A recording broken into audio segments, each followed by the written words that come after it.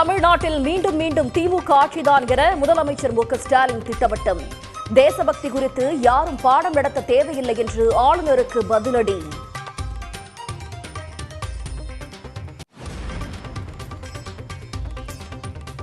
கலைஞர் கனவு இல்லம் திட்டத்தின் கீழ் மேலும் 1 லட்சம் வீடுகள் கட்டித்தரப்படும். சத்துணவு ஊழியர்கள், கிராம ஊராட்சி செயலாளர்களுக்கான ஓய்வூதியம் 3400 ரூபாயாக உயர்கிறது.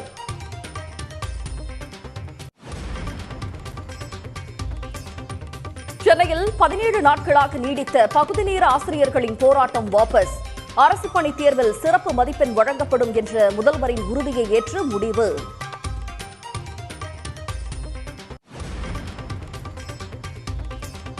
தங்கம் விலை சவரனுக்கு ஒரே நாளில் 1600 ரூபாய் உயர்வு. சென்னையில் 1 சவரன் தங்கம் 1,18,000 ரூபாய்க்கு விற்பனை.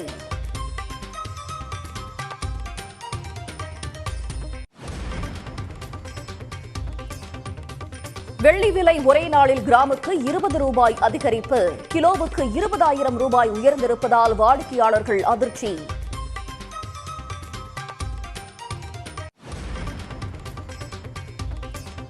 சென்னை மற்றும் புறநகர் பகுதிகளில் பல இடங்களில் பரவலாக மழை.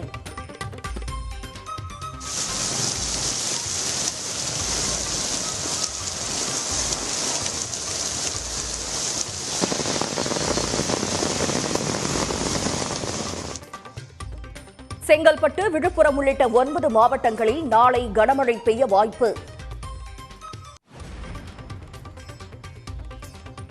கமல்ஹாசன் தலைமையில் நடைபெற்ற மக்கள் நீதி மய்யம் செயற்குழு கூட்டத்தில் 12 தீர்மானங்கள் நிறைவேற்றம். சட்டமன்ற தேர்தலில் போட்டியிடுவோருக்கான விருப்ப மனு விநியோகமும் தொடங்கியது.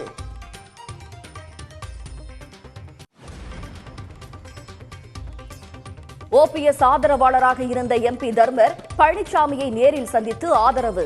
அடுத்தடுத்து விலகும் ஆதரவாளர்களால் தனித்து விடப்பட்ட O பன்னீர்செல்வம்.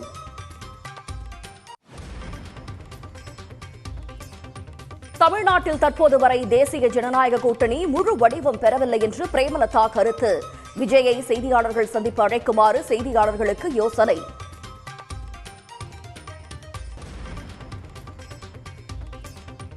மயிலாடுதுறை மாவட்டத்தில் தொடரும் மழையால் அறுவடை பணிகள் பாதிப்பு. அரசின் நேரடி நெல் கொள்முதல் நிலையத்தை விரைந்து திறக்கவும் கோரிக்கை. இந்தியாவுக்கு எதிரான 50% இறக்குமதி வரியை 25% குறைக்க அமெரிக்கா முடிவு. ரஷ்யாவில் இருந்து கச்சா எண்ணெய் வாங்குவதை இந்தியா குறைத்ததால் பரிசீலனை.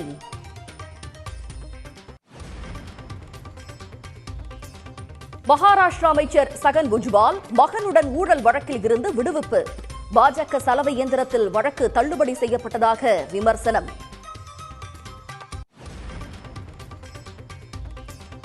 குஜராத்தில் SIR என்ற பெயரில் வாக்கு திருட்டு நடப்பதாக ராகுல் காந்தி குற்றச்சாட்டு. காங்கிரஸ் ஆதரவு அதிகமுள்ள பூத்களில் திட்டமிட்டு வாக்காளர்கள் நீக்கப்பட்டிருப்பதாக புகார். 3வது பிரசவத்துக்கு ஊதியத்துடன் கூடிய பேறுகால விடுப்பு வழங்க சென்னை உயர்நீதிமன்றம் உத்தரவு.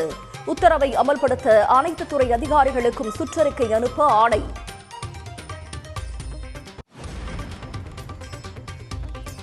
தனியார் பள்ளி கட்டணத்தை நிர்ணயிக்கும் குழுவில் பெற்றோருக்கும் இடம். தமிழ்நாடு சட்டப்பேரவையில் புதிய சட்டத்திருத்த மசோதா நிறைவேறியது.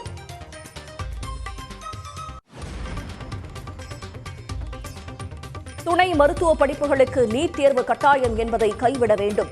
பிரதமர் மோடிக்கு தமிழ்நாடு முதலமைச்சர் மு க ஸ்டாலின் கடிதம்.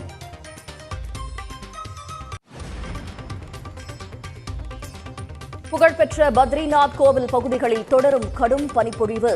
வெள்ளை போர்வை போர்த்தியது போல காட்சியளிக்கும் கோயில்.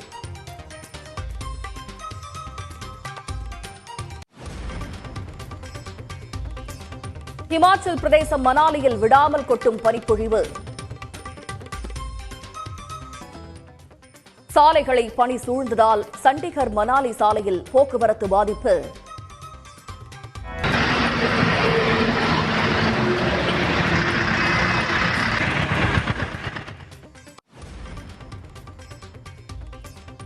ஜம்மு காஷ்மீரின் உயரமான பகுதிகளில் நிலவும் கடுமையான பனிப்பொழிவு. மலை போல குவிந்திருக்கும் பனிக்கட்டிகளை வீசி விளையாடிய குழந்தைகள். T20 உலகக்கோப்பை தொடரில் வங்கதேசத்திற்கு பதில் ஸ்காட்லாந்து அணி சேர்ப்பு. இந்தியாவில் பாதுகாப்பு இல்லை என விளையாட மறுத்த நிலையில் ICC அதிரடி.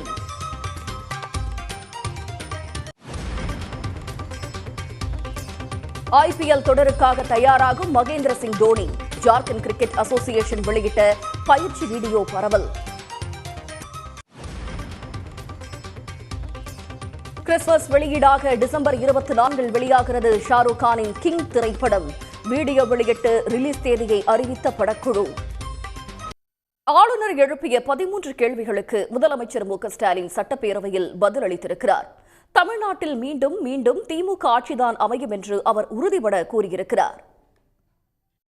சட்டப்பேரவையில் ஆளுநர் உரைக்கு நன்றி தெரிவிக்கும் தீர்மானத்தின் மீது நடந்த விவாதத்திற்கு பதிலளித்து முதலமைச்சர் மு க ஸ்டாலின் உரையாற்றினார். மக்களால் தேர்ந்தெடுக்கப்பட்ட அரசு தயாரித்து கொடுத்த உரையை படிக்காமல் ஆளுநர் வெளியேறியது மக்களாட்சிக்கு விடப்பட்ட சவால் என்று அவர் குறிப்பிட்டார். பேரவை தொடங்கும் போதே நாட்டுப்பண் பாடவில்லை என்று திரும்ப திரும்ப ஆளுநர் கூறி வருவதை சுட்டிக்காட்டியுள்ள முதலமைச்சர் தேசிய ஒருமைப்பாட்டிலும் நாட்டுப்பற்றிலும் யாருக்கும் தாங்கள் குறைந்தவர்கள் அல்ல என்று கூறினார். யாரும் தங்களுக்கு தேசபக்தி குறித்து பாடம் எடுக்கும் நிலையில் தாங்கள் இல்லை என்றும் அவர் குறிப்பிட்டார். ஆளுநர் உரை தொடங்கும் போது தமிழ்தாய் வாழ்த்து பாடுறதும் முடிவுறும் போது நாட்டுப்பண் பாடுறதும் தான் தமிழ்நாடு சட்டமன்றத்தினுடைய மரபு. முதலிலேயே நாட்டுப்பண் பாடவில்லை என்பதே திரும்ப திரும்ப குற்றச்சாட்டாக அவர் சொல்லிட்டு வரார். இந்த நாட்டின் மீதும் நாட்டுப்பண் மீதும் அளவற்ற பெருமதிப்பை மரியாதையை கொண்டுள்ளவர்கள் நாங்கள். தேசிய ஒருமைப்பாட்டிலையும் நாட்டுப்பற்றிலையும் யாருக்கு குறைந்தவர்கள் அல்ல நாங்கள் என்பதை இந்த பேரவை உறுப்பினர் சார்பாக ஆளுநர் அவர்களுக்கு அழுத்தம் திருத்தமாக நான் சொல்லிக்க விரும்புகிறேன். யாரும் எங்களுக்கு தேசபக்தி குறித்து பாடம் எடுக்கிற நிலையில் நாங்களும் இல்லை. தேசபக்தி பாடம் எடுக்கக்கூடிய அளவுக்கு இந்த தேசத்துக்காக அவங்க போராடியவங்களும் இல்லை.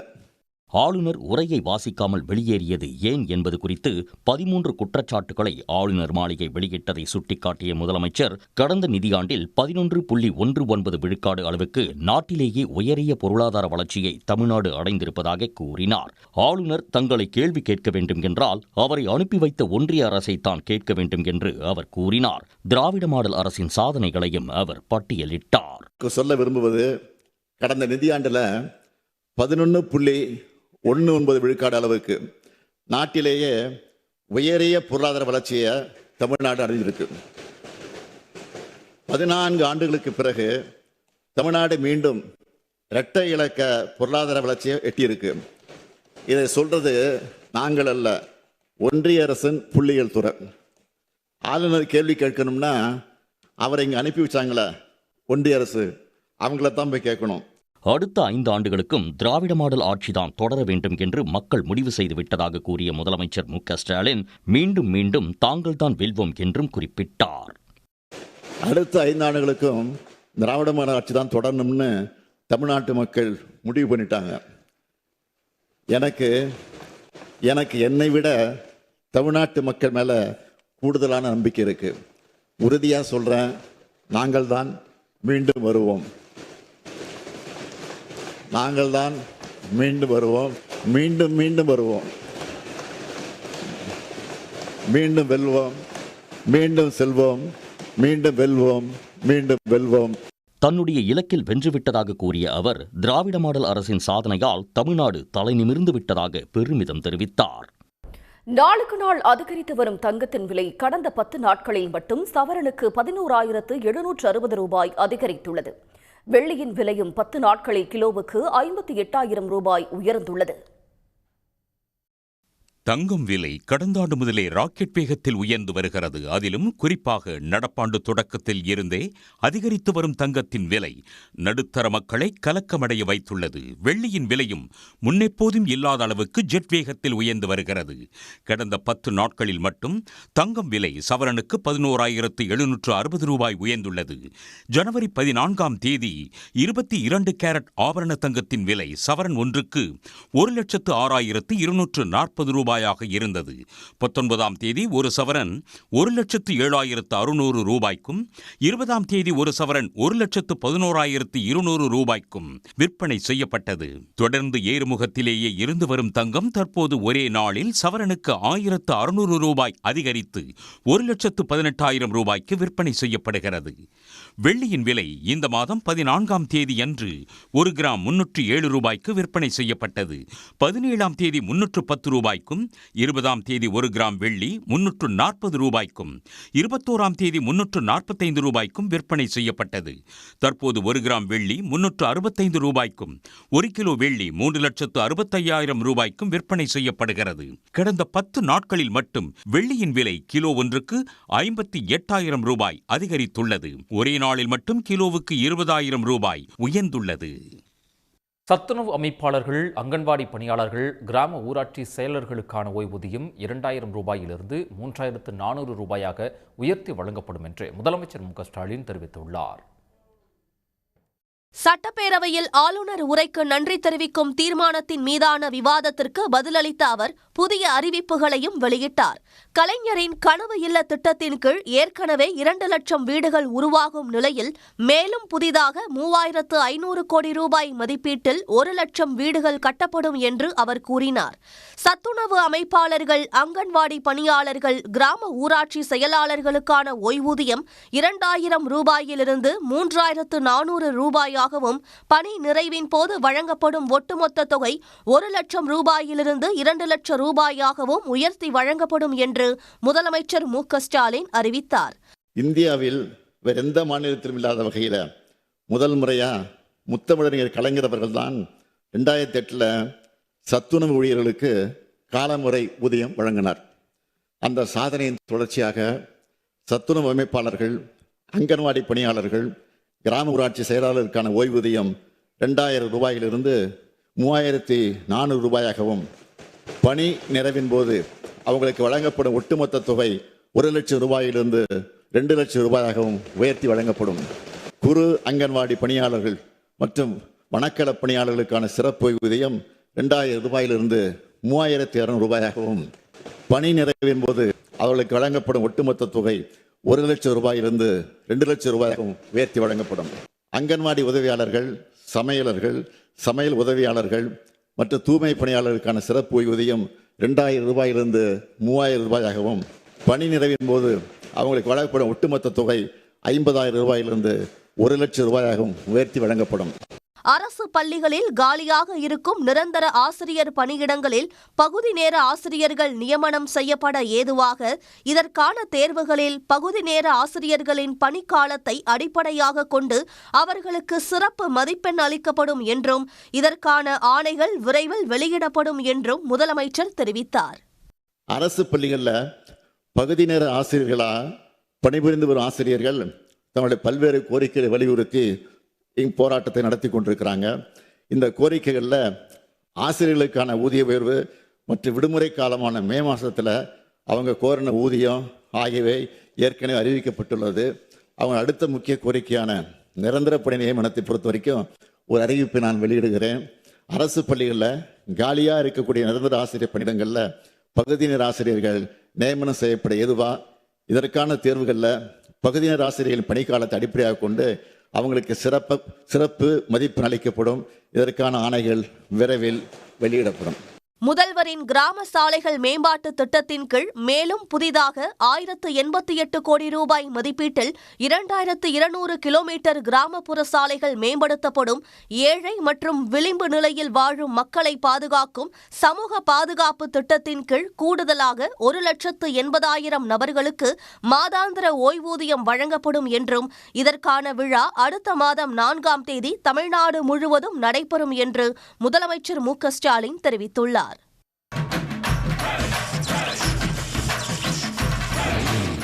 9 ஆண்டுகளுக்கு பிறகு டிடிவி அவர்களோட பக்கத்துல இருந்து பயணிக்க போறீங்க. இது எப்படி பாக்குறீங்க? இந்த தருணம் எப்படி இருக்கு? இத கேள்வி கேக்குறது தான் எனக்கு தெரியும். எப்படியாவது ஒரு குழப்பத்தை உண்டாக்கலாம்னு முடிவு பண்ணிக்கிறீங்க. எங்களுக்குள்ள ஒற்றுமையா இருக்கணும் உங்களுக்கு எண்ணமே இல்லை. எங்களை பொறுத்த வரைக்கும் நானும் சரி, மரியாதைக்குரிய டிடிவி அவர்களும் சரி தெளிவுபடுத்தி விட்டோம். நாங்கள் ஒன்றாக இணைந்து செயல்படுகின்றோம். நாங்கள்லாம் அம்மா வளர்த்த பிள்ளைகள், நாங்கள்லாம் அம்மா வளர்த்த பிள்ளைகள். என்னையும் சரி அவரையும் சரி எங்களுக்குள் சில கருத்து வேறுபாடு இருப்பதாக சொன்னார்கள், இருந்தது. எப்பொழுது இணைந்தமோ அத்தனையும் மறந்து விட்டோம். எங்களுக்குள்ளார பிரிவு இருந்தது உண்மை, எங்களுக்குள்ளார மனஸ்தாபம் இருந்த உண்மை. ஆனால் மாண்புமிகு அமித்ஷா அவர்கள் 21 முயற்சி செய்தார்கள், அப்பொழுது நடக்காமல் போய்விட்டது. 26 நாங்கள்லாம் ஒன்றா இருக்கணும்னா மாண்புமிகு அமித்ஷா அவர்கள் என்னிடம் பேசும்பொழுது மாண்புமிகு மோடி அவர்கள் நீங்களும் அண்ணன் பழனிசாமி அவர்களும் ஒன்றாக இருந்து இந்த திமுக ஆட்சியை நீங்கள் வீட்டுக்கு அனுப்புவதற்கு எங்களுக்கு உதவி செய்ய வேண்டும் என்று கேட்டார்கள், எங்களோடு வர வேண்டும் என்று கேட்டார்கள். அதற்கு நான் அவர் பார்த்த அன்றைக்கே அதற்கு ஒத்துக்கொண்டு வந்துவிட்டேன். அது நடந்து 2-3 மாதங்கள் ஆகிறது. நான் சொல்லவில்லை, அதை அவங்க அதை ப்ராப்பராக எடுத்துகிட்டு போய் நாங்கள் ஒரு நேரத்தில் அதை செய்கிறோம்னு சொன்னாங்க.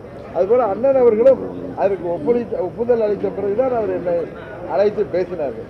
இதுதான் உங்களுக்கு தெரியும். இதில் 2 பேரும் ஒப்புதல் அளித்த பிறகுதான் இந்த கூட்டணி உருவாயிருக்கு. இதில் அச்சுறுத்தலோ அழுத்தமோ யாருக்கும் இல்லை. நாங்கள் இருவரும் அண்ணன் தம்பியார்களாக எப்படி இருந்தோமோ 2017 ஏப்ரல் மாதம் வரைக்கும் இருந்தோமோ அதுபோல் ஒன்றிணைந்து இருந்தோம். இப்போ எங்களை பார்த்தாலே தெரியலையா, எங்களுக்குள்ளார ஒன்றும் பிரச்சனை இல்லை. பங்காளிகளாக இருந்த ஒரே தாய் மக்களாக இருந்தவர்கள் இன்றைக்கு நாங்கள் பார்த்த உடனே சேர்ந்து விட்டோம். அவ்வளோதான்.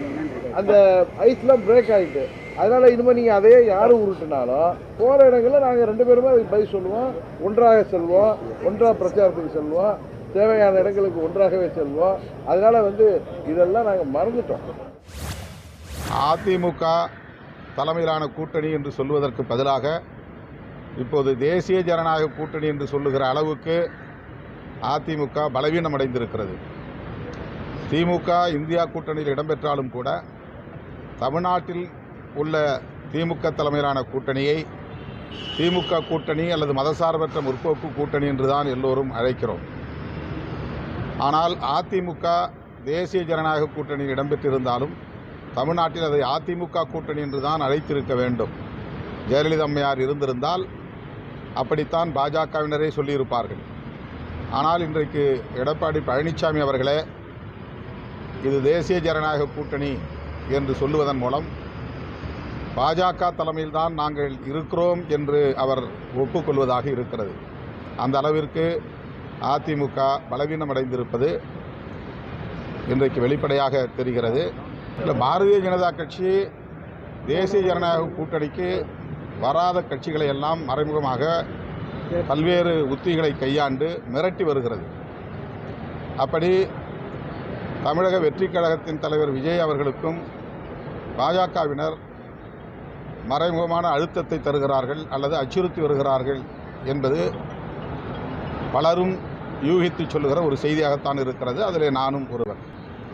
அந்த அளவுக்கு விஜய் அவர்களுக்கான நெருக்கடியை பாஜக தருகிறது என்பதை யாரும் மறுத்துவிட முடியாது.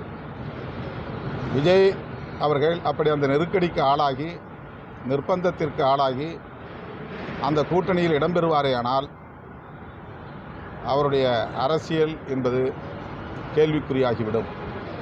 விஜய் அவர்களை பாஜக தலைமையிலான கூட்டணியில் இணைக்க வேண்டும் என்கிற முயற்சி ஒருபுறம் நடக்கிறது என்பதை யாரும் மறுக்க இயலாது. ஒன்று மட்டும் வெளிப்படையாக தெரிகிறது, அவர் பாஜகவையோ அல்லது மோடி அரசையோ வெளிப்படையாக எதிர்க்க தயாராக இல்லை, அச்சப்படுகிறார் என்பது மட்டும் தெரிகிறது. இந்த அச்சம் ஏன் என்பதை மக்களிடையே அவர் தெளிவுபடுத்தினால் அவருடைய எதிர்காலத்திற்கு நல்லது. தேமுதிக இன்னும் கூட்டணிக்கான எதிர்பார்ப்போட மக்கள் எதிர்பார்த்திருக்காங்க. ஏன் தாமதம்? தாமதம்லாம் ஒன்றுமே இல்லைங்க.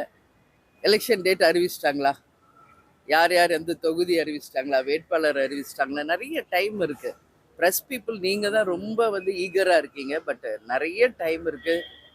February 20th பிறகு தான் டேட் டிக்ளேர் பண்ண போகிறாங்க. So we have lot of time. அதனால் நாங்கள் தேமுதிக எங்கள் குழந்தை, அவங்களுக்கு என்ன எப்போ நல்லது பண்ணணும்னு ஒரு அம்மாவாக எனக்கு கடமைகள் பொறுப்பு அதிகமாக இருக்குது. என்டிஏ அலையன்ஸ் கன்ஃபார்ம் ஆயிடுச்சு, இதுதான் அப்படின்னு கிடையாது. இன்னும் பல கட்சிகள் அங்கே சேர்றதாக இருக்குது, பேச்சுவார்த்தை இருக்கிறதா சொல்கிறாங்க. எதுவுமே இங்கே ஃபைனலைஸ் ஆகலை, அதான் உண்மை. அதனால் எனி டைம் எது வேணாலும் மாறலாம். யார் வேணாலும் எந்த கூட்டணி வேணாலும் அமைக்கலாம். ஆனால் தேமுதிகவை பொறுத்த வரைக்கும் நிச்சயமாக தமிழ்நாட்டு மக்களுக்கு நல்லது நடக்கின்ற வகையில் ஒரு தெளிவான சிந்தனையோட நல்ல முடிவாக நாங்கள் எடுப்போம்.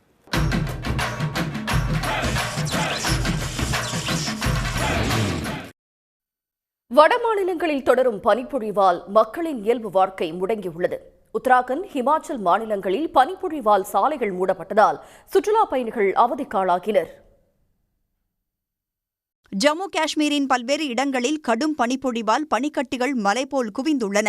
ராம்பன், தோடா உள்ளிட்ட மலைகளில் வெள்ளை போர்வை போர்த்தியது போல பனி படர்ந்து ரம்யமாக காட்சியளித்தது. பனிக்கட்டிகளை அள்ளி வீசி குழந்தைகள் விளையாடி மகிழ்ந்தனர்.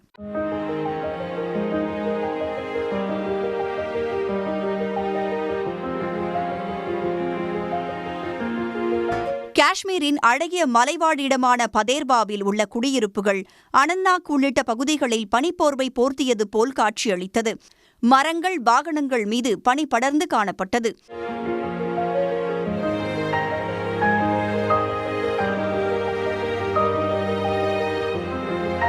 மேலும் ரஜோரி மாவட்டம் மலைப்பகுதியின் உயரமான பகுதிகளில் உள்ள பிர் பச்சால், ராம்பன் உள்ளிட்ட பகுதிகளில் கடும் பனிப்பொழிவால் பல சாலைகள் மூடப்பட்டன. மேலும் தேசிய நெடுஞ்சாலையில் போக்குவரத்து நிறுத்தப்பட்டதால் ஆங்காங்கே வாகனங்கள் அணிவகுத்து நின்றன.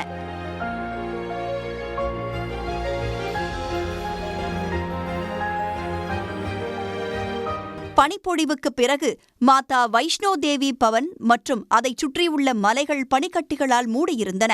பக்தர்களின் பாதுகாப்பை உறுதி செய்யும் வகையில் கோயில் நிர்வாக அதிகாரிகள் தேவையான ஏற்பாடுகளை செய்துள்ளனர்.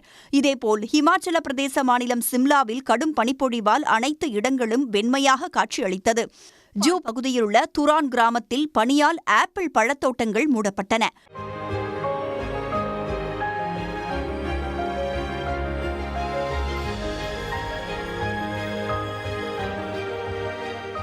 மேலும் மணாலியில் விடாமல் பொழிந்த பனிப்பொழிவால் அங்கிருந்த வீடுகள், வாகனங்கள் முழுவதும் பனிப்படர்ந்து மூடியது.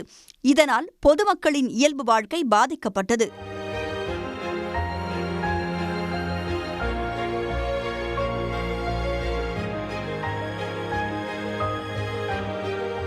பனிப்பொழிவால் சண்டிகர் மணாலி தேசிய நெடுஞ்சாலையில் பல கிலோமீட்டர் தொலைவுக்கு வாகனங்கள் அணிவகுத்து காத்திருந்தன.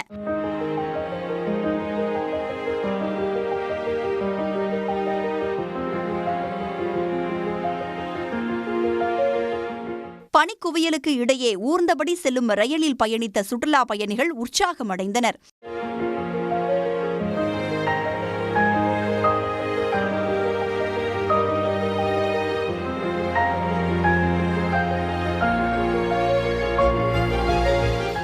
தர்மசாலாவில் கடுமையான பனிப்பொழிவுக்கு இடையே ஒருவர் தனது வளர்ப்பு நாய் மீது பனிக்கட்டிகளை வீசி விளையாடி மகிழ்ந்தார்.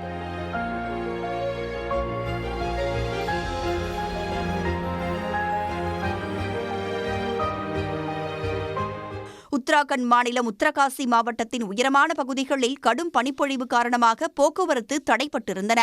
இந்த நிலையில் முக்கிய நெடுஞ்சாலைகள் மற்றும் இணைப்புச் சாலைகளில் கொட்டி கிடக்கும் பனியை அகற்றும் பணியில் மாவட்ட நிர்வாகம் தீவிரமாக ஈடுபட்டுள்ளது.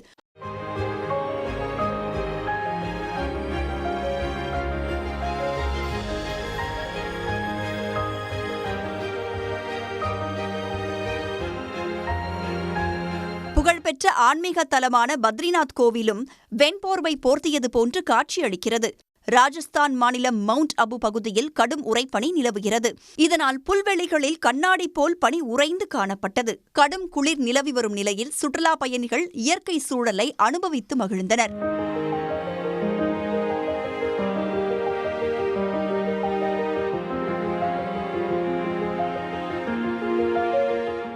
வட மாநிலங்களில் தொடரும் பனிப்பொழிவால் மக்களின் இயல்பு வாழ்க்கை முடங்கியுள்ளது.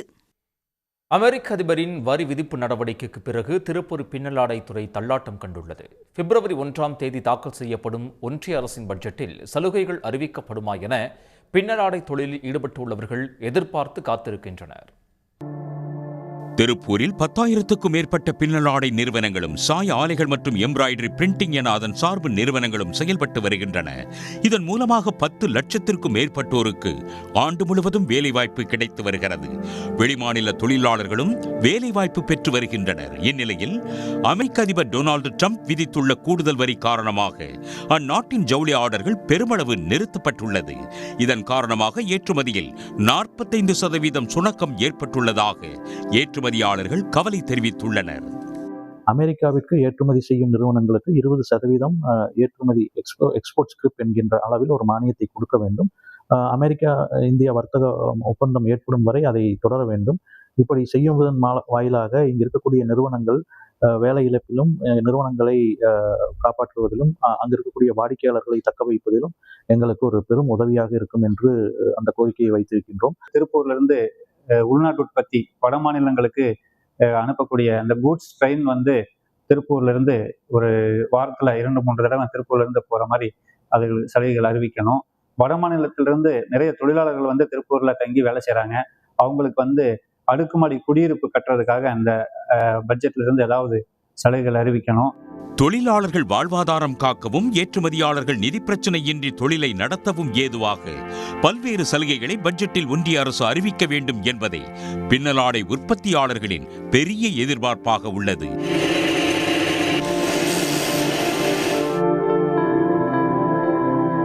சன் நியூஸ் செய்திகளுக்காக செய்தியாளர் ராமசாமி. இந்தியா மீதான 50% இறக்குமதி வரியை 25% குறைப்பது குறித்து பரிசீலிக்கப்படும் என அமெரிக்க நிதியமைச்சர் ஸ்காட் பெசன்ட் தெரிவித்திருக்கிறார்.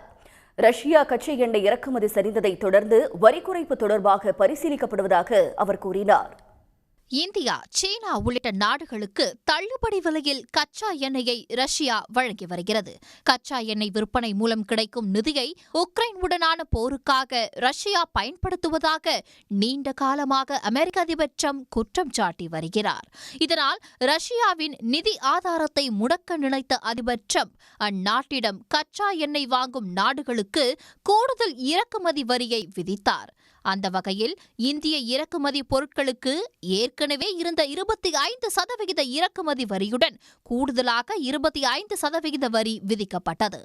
இந்த நிலையில் அமெரிக்க அரசு இந்தியா மீதான வரி விதிப்பை 25% குறைக்க பரிசீலிக்க கூடும் என அமெரிக்க நிதித்துறை அமைச்சர் மற்றும் கருவூல செயலாளரான ஸ்காட் பெசன்ட் தெரிவித்து இருப்பது கவனம் பெற்றுள்ளது. இது தொடர்பாக பேசிய அவர், ரஷ்ய கச்சா எண்ணெயை வாங்கியதற்காக இந்தியா மீது கூடுதல் இறக்குமதி வரி விதிக்கப்பட்ட நிலையில் இந்திய சுத்திகரிப்பு நிலையங்கள் ரஷ்யாவிடம் இருந்து கச்சா எண்ணெயை வாங்குவதை குறைத்துள்ளதாக கூறியுள்ளார்.